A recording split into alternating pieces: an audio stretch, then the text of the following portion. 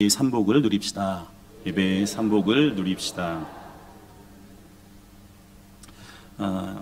오늘 설교 제목처럼 기도는 하나님과 그리스도인 간의 대화라고 이야기할 수 있습니다. 그리스도인이 누구냐? 한마디로 이야기하면 하나님께 기도하는 사람을 우리가 그리스도인이라고 이야기할 수 있습니다.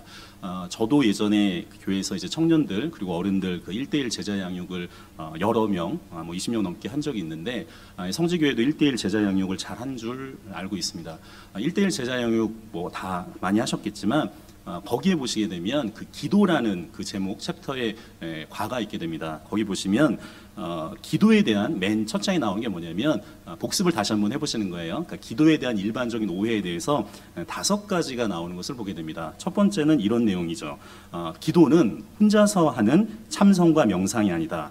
기도는 누구에게 하는 거냐면 살아계신 하나님께 하는 것이다. 이 말은 굉장히 중요한 거죠. 그러니까 기도가 정말 다른 점은 뭐냐면 대상이 있다는 거예요. 그 대상이 누구냐면 살아계신 하나님께 한다는 거죠. 그 두 번째는 기도는 세상의 다른 종교에서 신에게 비는 것과는 다르다. 뭐라고 얘기하냐면 기도는 자격이 있어요. 어떤 사람이 자격이 있냐면 예수님을 믿는 사람이 예수님의 이름으로만 할 수 있는 게 기도는 거죠. 그래서 기도는 누구나 하는 것이 아닙니다. 그러니까 예수님을 믿는 사람이 기도하는 거죠.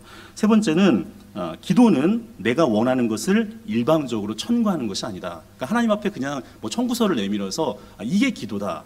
이거는 아니라는 거죠. 뭐라고 얘기하냐면 기도의 목적에 대해서 얘기하는데 기도의 목적은 하나님과 나의 관계를 더욱 깊게 하는 것이다. 근데 우리가 하나님과 자녀의 관계잖아요. 근데 자녀가 맨날 아침에 일어나자마자 아빠 돈 주세요. 맨날 그렇게만 이야기하면 이 관계가 되게 물론 뭐 다 달라고 그러면 안 주는 건 아니겠지만 중요한 건 관계인 거잖아요. 성경에서도 계속적으로 이야기하는 건 하나님이 우리에게 주는 가장 큰 축복은 하나님과 동행하는 거예요. 기도를 통해서 대화를 통해서 하나님과의 그 관계가 더욱더 깊어져 가는 거죠. 네 번째는 그렇게 이야기합니다. 기도는 예배 때만 하는 것이 아니다. 근데 기도는 예배 때만 하는 게 아니에요. 기도는 어디에서 시작이 되냐면 골방에서 시작이 된다. 기도의 종류에 대해서 이야기합니다. 여기 특별히 골방이란 말이 굉장히 중요한데 믿음 없는 자들에게 골방은 죄의 장소가 돼요. 그러나 기도하는 자에게 골방은 은혜의 장소가 되어지게 되는 거죠. 사랑하는 성도 여러분, 기도를 통해서 늘 하나님의 은혜 가운데 살기를 간절히 소망합니다. 다섯 번째는 그런 얘기를 해요. 기도는 종교적인 말을 의미 없이 되풀이하는 것이 아니다. 그러니까 이 말은 중언부언하는 게 아니라는 거죠. 그러니까 기도할 때 계속적으로 뭘 얘기하게 되는데 그게 중언부언식으로 기도하는 게 아니라 기도는 뭐냐면 구체적인 내용을 아뢰는 거라고 이야기해요. 저는 개인적으로 그 기도 수첩을 조금 이용하게 되는데 저는 기도가 다 응답된다고 믿는 사람 중에 하나입니다. 그래서 기도할 때 표시를 조금 해요. 제가 저희 구역 또 만나는 분들한테 늘 설교도 그렇게 한 적이 있는데 기도의 제목을 적는다는 건 모호하게 적는 게 아니라 구체적으로 적는 거죠. 그냥 하나님 은혜 가운데 살아가는 게 아니라 구체적인 기도의 제목을 이야기해야지 구체적인 응답이 되는지를 알 수가 있지 않겠습니까? 한번 저를 따라해 보시겠습니까? 동그라미, 세모, X, 점점점. 저는 이제 응답 표시를 그렇게 하는데 어떻게 하냐면 우리가 구체적으로 하나님 앞에 대화하면서 우리가 하나님 앞에 간구하는 것들이 분명히 있으시잖아요. 그러면 기도 수첩에 기도의 제목을 적어놔요. 그러면 그게 하나님 앞에 응답받으면 동그라미로 하는 거죠. 때로는 그것이 정말 화살 기도처럼 곧바로 되는 경우도 있어요. 그러나 오랫동안 또 기다려야 되는 기도도 있죠. 그래서 기도 응답이 되면 동그라미인 거예요. 세모는 뭐냐면 기다려라가 있어요. 지금은 아니지만 언젠가 하나님이 주실 때가 있기 때문에 지금 주면 우리가 교만할까 봐 하나님이 조금 기다려야 될 때가 있게 되는 거죠. 그건 세모예요. 근데 기도를 했는데 어떨 때는 아니다도 응답이에요. 왜냐하면 그것이 나에게 응답이 되어져 버리게 되면 교만해지거든요. 오히려 하나님의 뜻이 아닐 수 있기 때문에 아니다도 응답일 수도 있습니다. 또 기도를 깊이 하시던 분은 점점점은 뭐냐면 이게 응답이 되거나 아니면 기다려거나 X면 좋은데 오랫동안 기도했는데도 때로는 이게 점점점일 때가 있어요. 특별히 가정에 정말로 예수 그리스도를 믿기 원하는 가족들이 있는데 오랫동안 기도했지만 길이 안 보일 때가 있거든요. 사랑하는 남편이나 자녀나 계속적으로 기도했지만 이게 안 보일 때가 있어요. 그러나 그럼에도 불구하고 언젠가 예전에 담임 목사님도 그런 말씀하셨 적이 있지만 하나님과 우리의 영적인 시간차가 있어요. 점점점 기다릴 때가 있게 되는 거죠. 오늘 특별히 누가복음 22장 39절에서 43절에 있는 말씀은 굉장히 중요한 말씀입니다. 예수님도 공생의 기간에 힘든 적이 있었을 거예요. 근데 이 순간은 어떤 순간이냐면 예수님, 특별히 인간 예수로서 가장 고통스러운 갈등 상황에 놓여져 있어요. 그랬을 때 어떻게 예수 그리스도께서 그 고통스러운 상황 가운데 기도하셨는지 우리가 한번 그것을 묵상해 보려고 합니다. 우리 39절부터 40절까지 있는 말씀 한번 같이 읽겠습니다. 예수께서 나가사 습관을 따라 감난산에 가심에 제자들도 따라갔더니 그곳에 이르러 그들에게 이르시되 유혹에 빠지지 않게 기도하라 하시고, 첫 번째 우리가 여기에서 묵상할 게 뭐냐면 39절은 뭐라고 되어 있냐면 예수께서 나가사 습관을 따라, 이 말이 굉장히 중요한 거죠. 그러니까 예수님이 기도의 습관을 갖고 계셨다는 거예요. 우리에게도 기도의 습관이 필요한 거죠. 이것은 기도의 형식을 이야기합니다. 예수님이 습관에 따라 기도하셨다는 거예요. 여기서 습관이란 말이 굉장히 중요합니다. 여러분들, 좋은 습관은 인생의 방향을 바꿔놓을 수도 있는 거죠. 미국의 굉장히 유명한 그 초베스트셀러 책 중에 스티븐 코비의 성공하는 사람의 7가지 습관이라는 책이 있어요. 그러니까 이 사람의 말은 그런 거죠. 성공하는 사람들은 뭔가 다른 사람들과 다른 습관이 있다는 거예요. 그래서 7가지에 대해서 이야기를 했는데, 그렇습니다. 여러분들, 기도에도 습관이 있는 거죠. 그러니까 자기에 맞는 기도의 습관이 있어요. 그러니까 어떤 분들은 이게 소리내서 기도할 때 은혜를 받기도 하고, 또 어떤 분들은 조용히 묵상하면서 은혜를 받기도 합니다. 근데 이게 뭐 좋고 나쁘다의 그런 성질이 아닌 거죠. 그러니까 기도하는 방식에 따라 어떤 분들은 은혜를 더 받기도 하고 덜 받기도 하기도 하죠. 그러니까 나름대로 사람은 자기의 어떤 기질과 성향이기 때문에 기도의 습관을 가질 수밖에 없어요.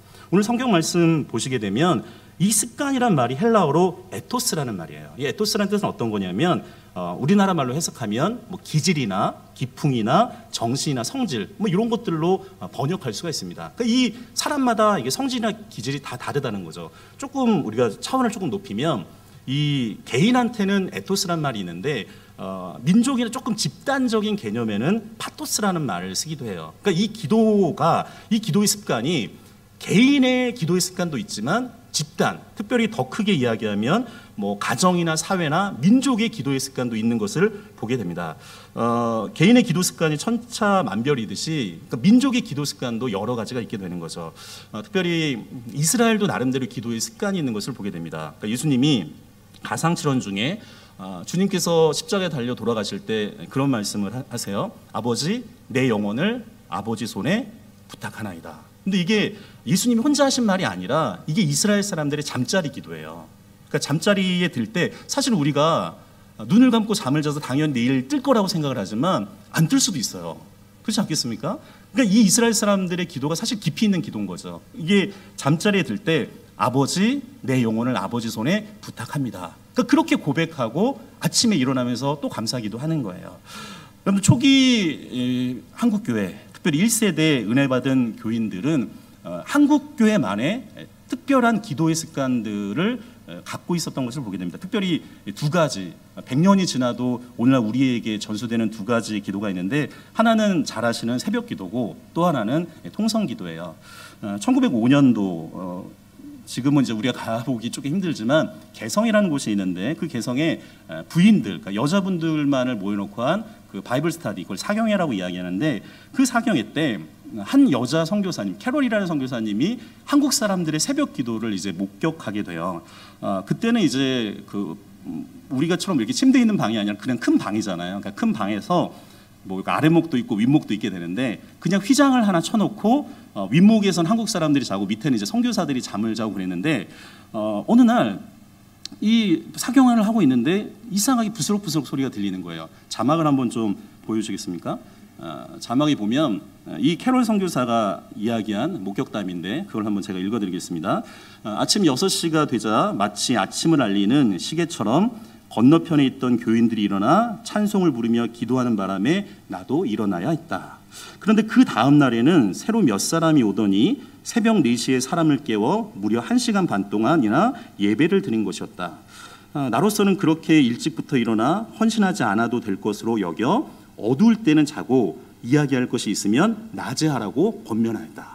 이게 놀라운 거죠. 왜냐하면 선교사님들은 말씀과 기도에 어떻게 보면 훈련받은 트레이닝 받은 전문가인데 이분들이 이제 자고 있는데 한국 사람들이 새벽에 그냥 기도하는 거예요.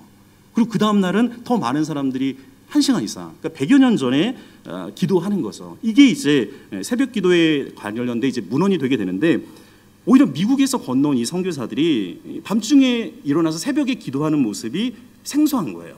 그러니까 지금은 저야 뭐 새벽 기도가 의례 그렇게 됐지만 100여 년 전에는 이게 선교사들 입장에서도 이상하게 보이게 되는 거죠. 근데 우리가 이해할 것은 그런 거죠. 그러니까 우리가 한국 사람이니까 옛날 19세기에는 농경사회, 그러니까 농사 짓는 분들이 거의 70% 이상이에요. 그러니까 농경사회 아니겠습니까? 그래서 세종대왕 때도 뭐 농사직서라는 책을 지은 것처럼 농사가 그만큼 중요한 거잖아요. 거의 그 농사를 많이 지었는데 이 농경사회에서 새벽은 밤이 아닌 거죠. 하루를 여는 거룩한 시간인 거예요.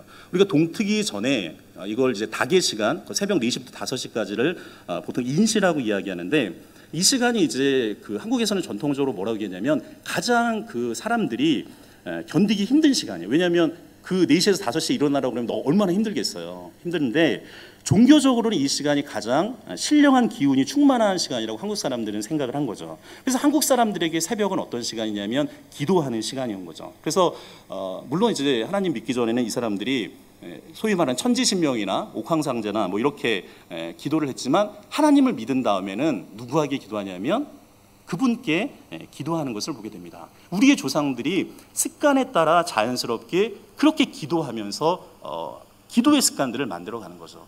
또 하나 중요한 기도가 통성기도예요. 이 통성기도는 1907년도가 한국교회에서는 굉장히 중요한 해이기도 한데, 왜 그러냐면 이 1907년도에, 원래는 1903년도에 원산에서 이제 부흥의 씨앗이 시작이 되면서 1907년도 평양에서 이제 정점을 찍거든요. 그러면서 소위 말하는 한국교회 이 복음주의 그 신학이 정점으로 와닿게 되고, 오늘날 한국교회가 어떤 교회인지가 그때 형성이 돼요. 정체성이 형성이 됩니다. 그리고 그때 이제 장로교회에서는 동로회가 섬겨지게 되고 최초 7명의 이제 목사님들이 나오게 되게 되는데, 이 선교사들 중에 이제 맥킨이라는 선교사가 있어요. 이분은 이제 지금 이제 숭실대학교죠. 숭실 학장이었던 분인데, 그 당시 우리나라 최고의 학교는 이제 숭실이었어요.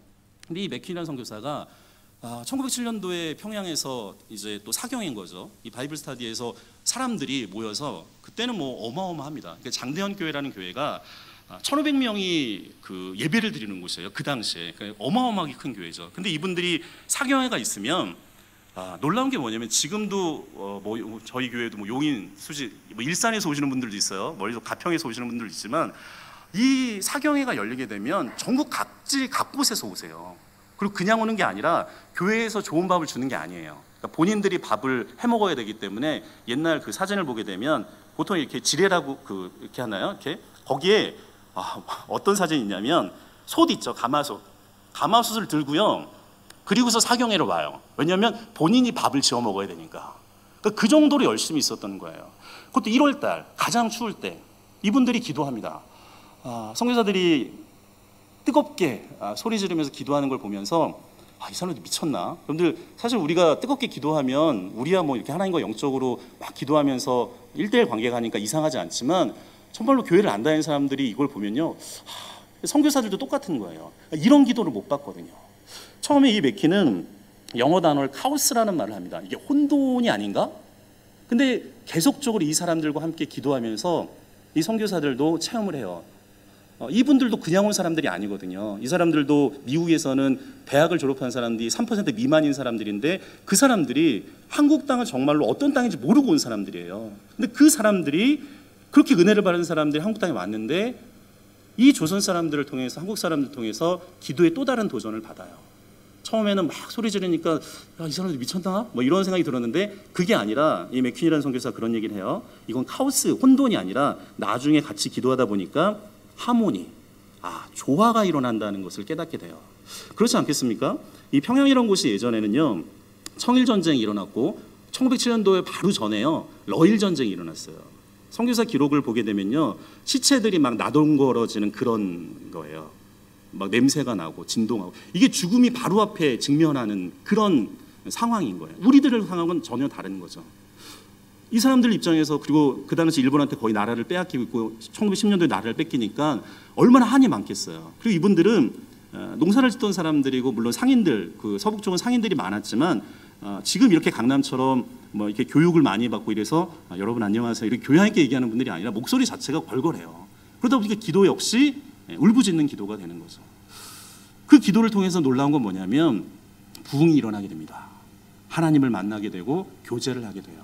그런데 이 통성 기도가 올림의 기도, 막 소리를 지르면서 하나님 앞에 올림의 기도라고 한다면, 새벽 기도는 조용한 시간에 잠잠히 그분의 음성을 듣는 내림 기도라고 할 수 있어요. 통성 기도가 입으로 하는 기도라고 한다면, 새벽 기도는 조용히 침묵으로 그러면서 듣는, 귀로 듣는 그런 기도라고 이야기할 수 있습니다.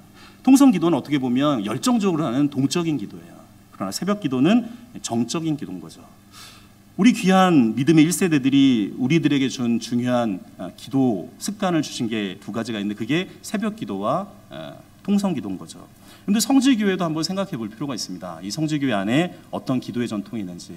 저희가 월요일부터 토요일까지 새벽 기도를 해요.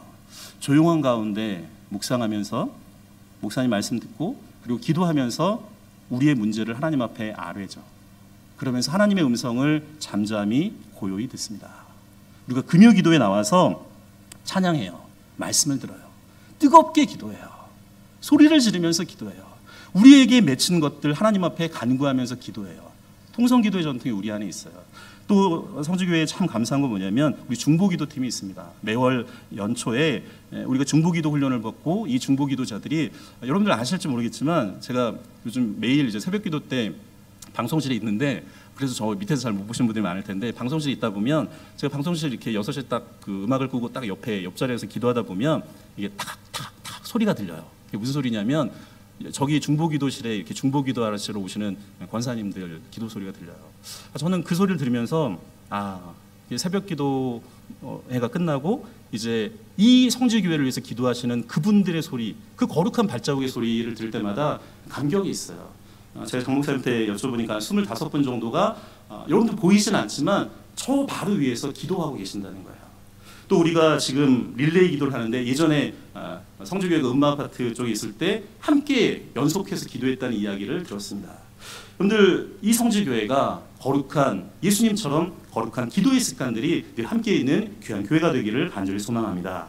우리 41절에 있는 말씀 같이 읽겠습니다. 그들을 떠나 돌 덜진 만큼 가서 무릎을 꿇고 기도하여. 오늘 이 누가복음 말씀을 통해서 두 번째 묵상할 것은 뭐냐면, 기도의 자세에 대해서 이야기해요. 근데 예수님이 기도의 자세가 어땠냐면, 이 제자들은 저쪽에서 이렇게 기도하고 약간 돌덜진 만큼 조금 떨어져서 어떻게 기도하셨다고 해요? 무릎을 꿇고 기도했다. 이게 중요한 거죠. 그냥 기도한 게 아니라 무릎을 꿇고 기도했다. 이 무릎을 꿇고 기도했다는 건 하나님께 예배하는 자세인 거죠. 우리가 헬라어로 경배하다는 그 말 속에는 무릎을 꿇는다는 그 깊은 뜻이 있어요.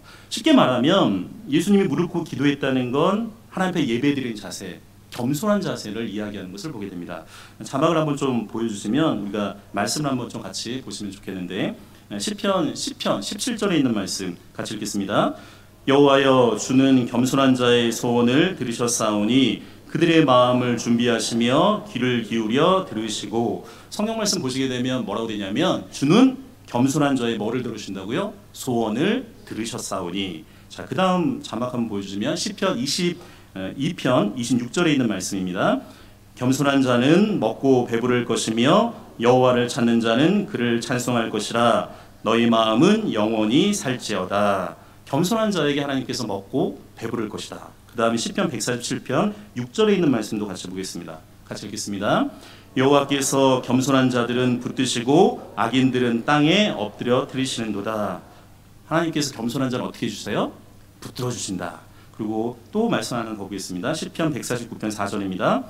여호와께서 자기 백성을 기뻐하시며 겸손한 자를 구원으로 아름답게 하심이로다. 놀라운 말씀이 나오죠.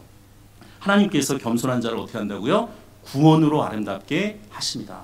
왜냐하면 하나님 앞에 겸손한 마음으로 나가는 사람을 주님께서 구원하시는 거죠. 교만한 사람은 들을 기가 없게 되기 때문에 이 구원으로 가기가 너무 어려운 거죠. 말씀 하나만 더 보겠습니다. 잠언 3장 34절에 있는 말씀입니다. 진실로 그는 거만한 자를 비웃으시며 겸손한 자에게 은혜를 베푸시나니. 아멘. 근데 그런 거죠. 겸손한 자에게 은혜를 베푸신다. 우리의 자세가 겸손한 자세로 나아가야 된다는 거죠. 우리 신약 성경에 있는 말씀을 한 번 더 같이 보시면 좋겠는데, 이 기도의 자세에 나오는 말씀 있습니다. 야고보서 5장 15절부터 18절까지 있는 말씀, 제가 좋아하는 말씀인데 우리 4절밖에 안 되니까 같이 읽겠습니다. 믿음의 기도는 병든 자를 구원하시리니 주께서 그를 일으키시리라. 혹시 죄를 범하였을지라도 사하심을 받으리라. 그러므로 너희 죄를 서로 고백하며 병이 낫기를 위하여 서로 기도하라. 의인의 간구는 역사하는 힘이 큼이니라. 엘리야는 우리와 성정이 같은 사람이로되 그가 비가 오지 않기를 간절히 기도한즉 3년 6개월 동안 땅에 비가 오지 아니하고 다시 기도하니 하늘이 비를 주고 땅이 열매를 맺었느니라. 아멘. 이 말씀은 우리가 깊이 있게 생각해 볼 말씀입니다. 그러니까 신약 성경 기도의 자세에서 나오는 건데, 야고보서는 그렇게 얘기해요. 우리에게 기도의 자세가 예수님이 무릎을 꿇고 겸손한 자세로 기도의 자세를 가져야 되지만, 또 우리에게 필요한 기도의 자세가 있는데 뭐라고 하냐면 15절에 믿음의 기도는 병든 자를 구원한다는 거예요. 그러니까 우리가 기도할 때 어떤 자세를 가져야 되냐면 믿어야 되는 거죠. 우리가 이 기도가 하나님 앞에 올려지는데 하나님께 드려지는 기도, 그 믿음이 기본이 돼야 되지 기도가 되는 건 아니겠습니까? 믿음을 가져야 된다고 이야기해요. 그리고 16절에 보면 뭐라고 얘기하냐면 그러므로 너희 죄를 서로 고백하며 병이 낫기를 위하여 서로 기도하라. 여기 보면 공통적으로 들어가는 말이 있는데 어떻게 기도하냐면 서로 기도하라는 거예요. 근데 기독교의 가장 중요한 그 특성 중에 하나가 뭐냐면 기독교는 개인 단독적인 종교가 아니라 공동체가 중요해요. 하나님 안에서 형제 자매가 된 공동체, 그 모임이 교회인 거잖아요. 나만을 위한 이기적인 기도에서 좀 벗어나서 서로를 위해서 기도하는 자세를 가질 필요가 있는 거죠. 그래서 중보 기도가 중요한 것 아니겠습니까? 17절 18절에 보게 되면 놀라운 말씀을 하는데 엘리야를 예로 들어요. 구약 성경에 보시게 되면 죽음을 맛보지 않고 하늘에 올라간 사람이 2명이 있어요. 창세기에 에녹과 엘리야예요. 놀라운 사람 아니겠습니까? 어떻게 죽음을 맛보지 않고 하늘에 올라갔을 정도면 대단한 사람인 거잖아요. 근데 그 엘리야도 성경 우리한테 소망을 줘요. 뭐라고 하냐면 구약 성경에 죽음을 맛보지 않고 하늘에 올라갔던 그 엘리야도 우리와 성정이 같은 사람이라는 거예요. 똑같은 사람이다. 근데 다른 게 2가지가 있어요. 기도 관점에서. 어떤 게 다른 거냐면 엘리야는요 우리보다 간절히 기도했다는 거예요. 간절히. 그리고 18절에 보면 뭐라고 얘기하냐면 다시 기도했다는 거예요. 사랑하는 성도 여러분, 혹시 오랫동안 기도했는데 기도해봤더니 안 되더라, 낭망한 기도의 제목이 있다면 이 말씀을 통해서 다시 한번 일어나기를 소망합니다. 우리가 엘리야처럼 성정이 같은 사람이었지만 간절히 기도하는 거예요. 다시 기도하는 거예요. 그렇게 되면 오늘 성경에 뭐라고 얘기하냐면 하늘이 비를 주고 땅이 열매를 맺을 것이니라. 저는 그런 고백이 있습니다. 여러분들 가장 능력 있는 기도는 어떤 기도냐면 내 생각으로 그냥 하나님 앞에 아뢰는 게 아니라 말씀을 가지고 기도하는 거예요. 하나님 이 말씀 주셨으니까 이 말씀 붙잡고 제가 기도하겠습니다. 선포하겠습니다. 주님, 엘리야도 우리와 성정이 같은 사람이라고 했는데 내가 간절히 다시 기도하겠습니다. 열매를 맺게 해주십시오. 사랑하는 성도 여러분, 우리에게 겸손한 마음으로 주님 앞에 기도할 뿐만 아니라 믿고 그리고 서로 그리고 간절히 다시 기도하는 그런 자세를 가지는 믿음의 사람들이 되기를 간절히 소망합니다. 우리 42절에 있는 말씀 같이 읽겠습니다. 이르시되 아버지여, 만일 아버지의 뜻이거든 이 잔을 내게서 옮기시옵소서. 그러나 내 원대로 마시옵고 아버지의 원대로 되기를 원하나이다 하시니. 여기 잘 보시게 되면 우리가 이게 사실 여기 구조가 있어요. 성경은 되게 명확한 구조가 나오는데 39절에 보게 되면 기도의 형식이 나오는 거죠. 습관에 따라 기도하셨다. 그리고 41절에 보게 되면 기도의 태도, 자세에 대해서 이야기해요. 오늘 42절은 기도에 대해 뭘 얘기하냐면 내용에 대해서 얘기해요. 방향에 대해서 얘기하는 거죠. 어떻게 기도해야 되느냐? 지금 참 인간이자 참 하나님이신 예수 그리스도의 내적인 갈등이 가장 적나라하게 드러나는 기도의 내용인 것을 보게 됩니다. 예수님은 마지막에 결국에는 자기 자신과 싸움을 하셔야 되는 거죠. 그래서 최종적으로 하나님 아버지께 다른 길의 가능성을 물어보세요. 근데 우리도 깊이 기도할 때 되면 그럴 때가 있어요. 분명히 저는 이렇게 기도했는데 하나님은 이렇게 기도의 응답을 주시는 걸 봐요. 근데 그거를 보면 고생해야 되는 길이에요. 분명히 가야 되는데 고생해야 되는 길이 눈에 보여요. 가고 싶지 않아요. 분명히 기도 깊이 하신 분들은 그 경험을 하셨어요. 오늘 성경에 예수님이 뭐라고 하냐면 아버지요, 만일 아버지의 뜻이거든 이 잔을 냄게에서 옮기시옵소서. 지금 이제 십자가에 달려 죽으시는 그 고난의 잔이 예수님한테 주어졌어요. 근데 아버지, 근데 이게 정말 아버지의 뜻이거든 이 잔을 내게서 좀 옮겨주십시오. 그러나 그 다음이 중요하죠. 그러나요, 그러나. 근데 기도하면 이런 현상이 나오죠. 처음에는 내가 이것을 위해서 기도했는데 하나님은 때로는 그러나로 방향을 전환시킬 때가 있어요. 그러나 주님 뭐라고 얘기하시냐면 내 원대로 마시옵고 아버지의 원대로 되기를 원하나이다. 참 이게 고백하기 어려운 이야기죠. 내 뜻대로 마옵시고 결국에는 아버지 뜻대로 하십시오. 그런데 이게 사실은 우리의 갈 길인 거죠. 이게 성숙한 기도의 내용을 여기서 우리가 배우는 거죠. 유대인들이 6월절이 되면 아니마님이라는 노래를 부른다고 합니다. 이게 히브리 말로는 나는 믿는다, 영어로 I believe라는 뜻인데, 이 노래의 원래 어원은 아우슈비츠, 그러니까 독일 히틀러 시대 때 홀로코스트 때 거의 600만 명이 독가스에서 이렇게 죽어갔는데 그 수많은 사람들이 죽음의 고통 속에 있을 때 이 노래를 불렀다고 이야기해요. 이게 간단한 노래예요. 가사는 그런 거예요. 우리는 구세주가 오실 것을 믿습니다. 다만 좀 늦어질 뿐입니다. 이 노래를 반복적으로 한다는 거예요. 나중에 그 빅터 프랭크라는 그 심리학자, 의미요법이 그 창시했던 그 빅터 프랭크라는 정신의학과 의사가 있는데 이분 역시 유태계여서 그 홀로코스트의 장면이 있었던 사람이에요. 근데 이 빅터 프랭크가 그 노래를 들으면서 이 사람은 의미요법에 대해서 이야기한 사람이니까 이런 얘기를 합니다. 하나님의 도움은 결코 늦는 법이 없습니다. 다만 우리가 너무 성급할 뿐입니다. 영적인 시간차에 대해서 이야기를 해요.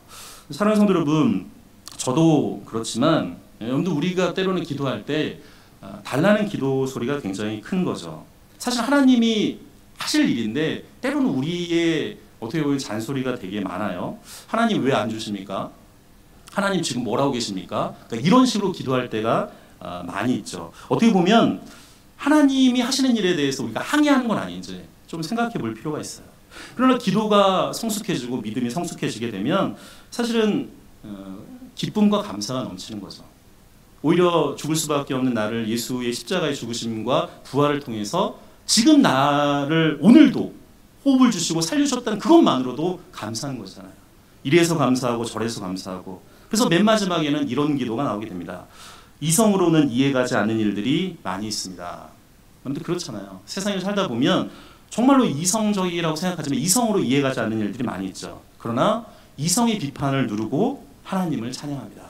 그랬을 때 놀라운 말씀이 나오게 됩니다. 우리 43절에 있는 말씀 같이 읽겠습니다.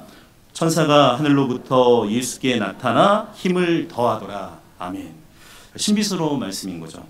누가는 다른 복음서의 저자와는 달리 유일하게 천사가 나타나서 예수님을 도왔다는 사실을 이 성경에 기록을 해요.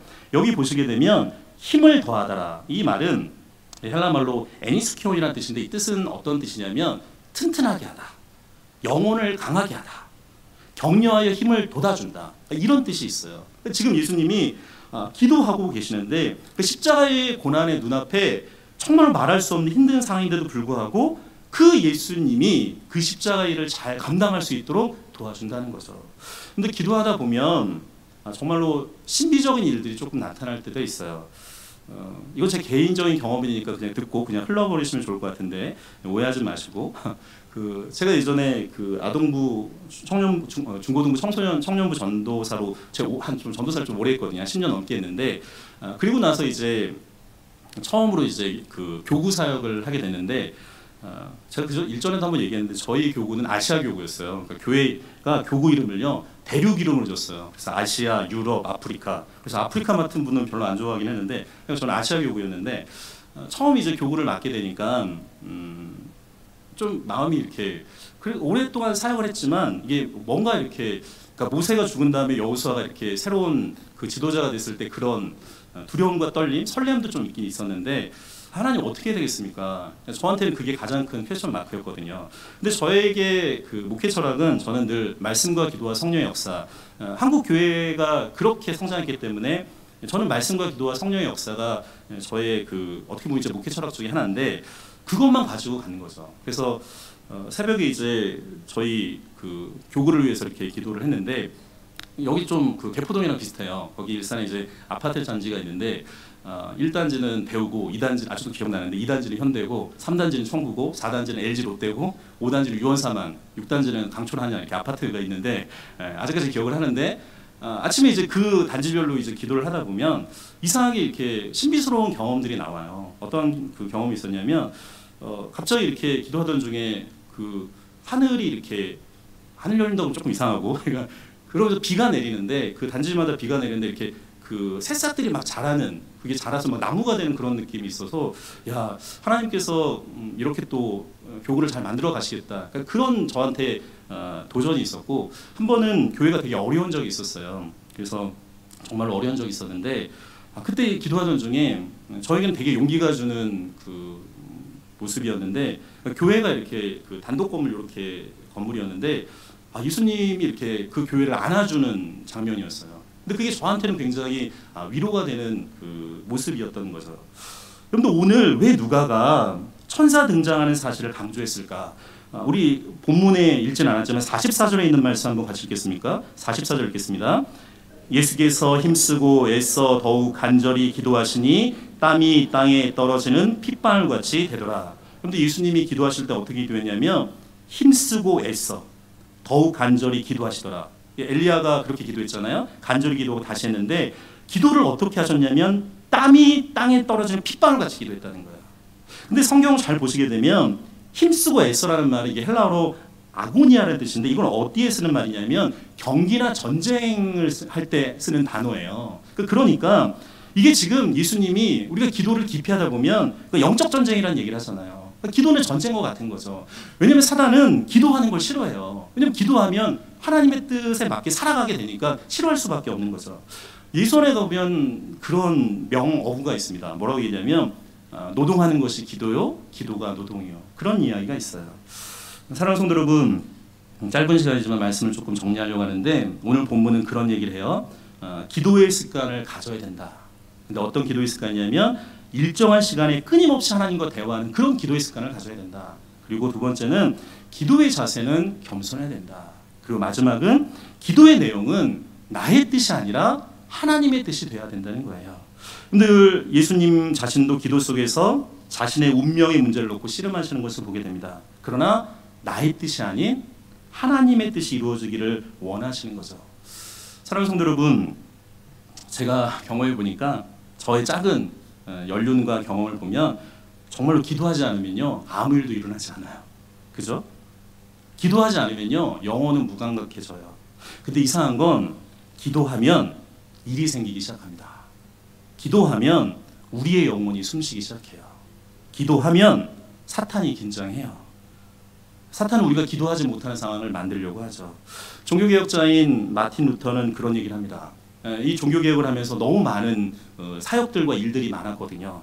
그러다 보니까 쉬지도 못했어요. 근데 이 마틴 루터가 한 유명한 이야기가 있습니다. 내가 지금 일이 너무 많기 때문에 이전에는 1시간 기도했는데 내가 해야 할 일이 너무 많기 때문에 2시간 기도하겠다는 거예요. 놀라운 고백인 거죠. 사랑하는 성도 여러분, 이 성지교회가 전교인 새생명 전도국 축제를 계속적으로 준비하고 있어요. 그리고 8월 달에는 무덥지만 우리가 소요회 끝난 다음 중보 기도도 하고 있고 지난주부터 릴레이 기도를 시작해요. 근데 싫어할 사람이 아니라 싫어할 누군가가 있어요. 사탄은 싫어해요. 왜냐하면 성지교회가 영적으로 체질이 변화되기 시작하거든요. 여러분들 어르신들 아시겠지만 옛날에 우물에 그 펌프에 물이 시작되려면 뭐가 필요해요? 마중물이 필요하죠. 다 아시죠? 이게 펌프에서 물이 잘 나오지 않을 때 물을 끓이기 위해서 위에서 붓는 물을 마중물이라고 이야기해요. 저는 영적으로 지금 8월달 이 시간이 그러한 시간인 것 같습니다. 우리가 특별히 이 정교의 새생명잔치 특별히 함께 기도하고 있는데 기도의 마중물의 일원으로 동참하기를 간절히 축원드립니다. 우리 찬송가 364장 함께 찬양하겠습니다.